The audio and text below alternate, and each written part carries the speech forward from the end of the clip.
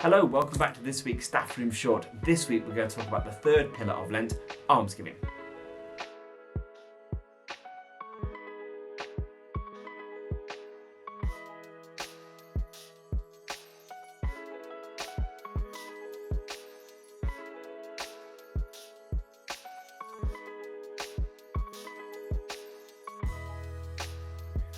Now, almsgiving is probably one of my favourite things we do during Lent. Almsgiving is simply giving to those in need, giving something we have and giving it to someone who needs it more. I mean, that's just good advice for life, let alone during Lent. But in Lent, we're particularly called to do it. And we're reminded that actually it's kind of important to make sacrifices.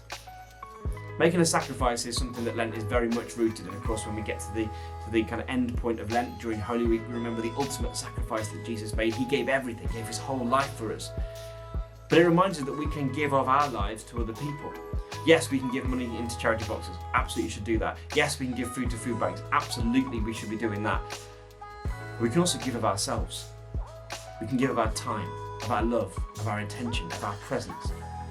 Could we spend a bit more time in someone's company rather than in our Instagram feed? Could we spend a bit more of our attention on the world around us, on nature, on the environment, than we do just looking after the things that we always usually focus on? Could we give of ourselves in different ways?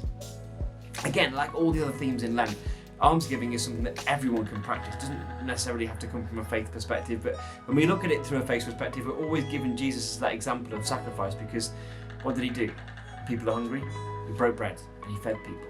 What did he do when people were sick? He spent time with them, he embraced them, he loved them. What did we do when people were outcast and lonely? He went and loved them and brought joy back into their lives. What did he do when we were in need? He was there for people. Almsgiving is an amazing, amazing thing to root in our lives, not just for Lent, but all the time.